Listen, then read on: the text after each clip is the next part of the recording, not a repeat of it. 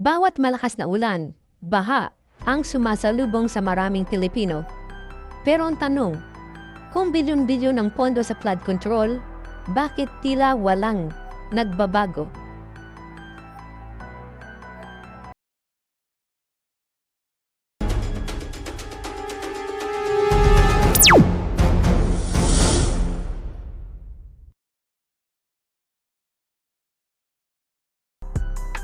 Ngayon, isa-isa nang napapabalitang inuusig at kinakasuhan ang mga tinaguriang malalaking isda sa likod ng manumalyang flood control project.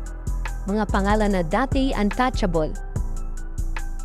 Ito po ang inyong friendly Talk TV at sa channel na ito, inilalapit natin ang mahalagang balita at isyung may direktang epekto sa buhay ng bawat Pilipino, kontraktor, at mga individual na may impluwensya sa politika.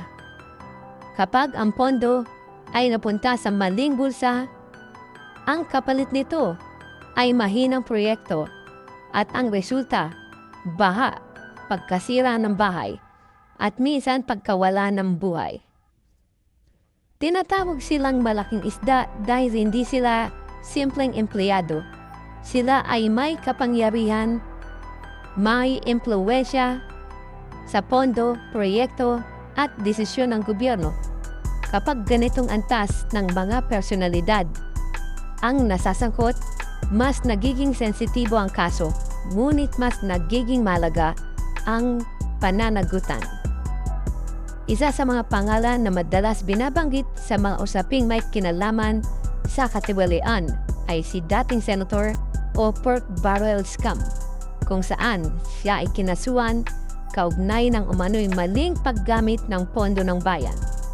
May mga kasong ibinasura at may mga bahagi ng issue na dumaan sa mahabang proseso ng hudikatura.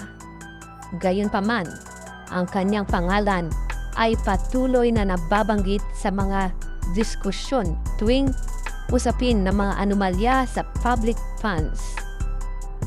Sa teksto ng flood control project, mahalagang linawin na ang anumang bagong aligasyon ay kinakailangang patunayan sa korte at dumaan sa tamang proseso ng batas. Napapabalita rin na kabilang sa mga posibleng makasuhan ng ay si ngayong Senator Jingo Estrada. Tulad ng iba, siya rin ay dating nang nasangkot sa PDAP-related cases. Mga isyong umiikot sa aligasyon ng maling paggamit ng pondo ng bayan. Sa kasalukuyan, usapin sa flood control project, ang kanyang pangalan ay lumilitaw sa mga ulat bilang bahagi ng mas malawak na investigasyon. Mahalagang tandaan, ang pagbanggit sa pangalan ay hindi nangangahulugang hatol. Ito ay bahagi lamang ng isang sinasabing pagsusuri ng mga otoridad kung saan napunta ang pondo at sino ang may pananagutan. Isa pang pangalan ng napapabalitang isinamas pagtingin ng mga investigador ay si Senator Joel Villanueva. Kilala siya bilang dating Labor Secretary at mambabatas na may advokasya sa reforma at trabaho. Gayunpaman, sa gitna ng lumalawak na investigasyon sa flood control project, may mga ulat na sinusuri rin ang papel ng ilang mambabatas, kasama ang tanong kung paano naaprubahan at naipatupad ang ilang proyekto. Muli, ito ay ang mga ulat na sinasabing isinasailalim pa sa masusing pagsusuri. Ang anumang pananagutan ay dapat mapatunayan sa ilalim ng batas. Sa isang demokratikong bansa, mahalaga ang pananagutan, pero kasing halaga rin ang due process. Hindi sapat ang chismis o galit ng publiko.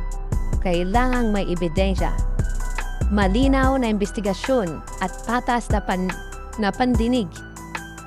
Dito masusukat kung seryoso ba talaga ang pamahalaan sa paglaban sa korupsyon, lalo na kapag ang sangkot ay mga makapangyarihang personalidad at malalaking isda. Sa huli, hindi lang pangalan ng mga politiko ang usapin dito.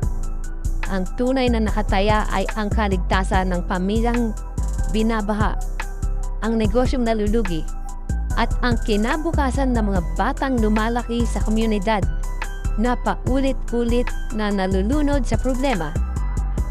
Kapag ninakaw ang pondo ng flood control, ang ninanakawan ay hindi lang gobyerno, kundi ang bawat Pilipino. Sa tingin mo, panahon na ba para tuluyang managot ang mga malalaking isda?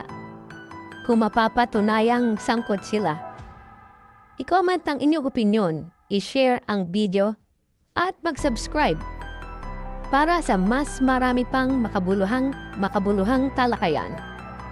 Ito po ang inyong Friendly Talk TV. Magandang araw at magandang gabi po sa inyong lahat.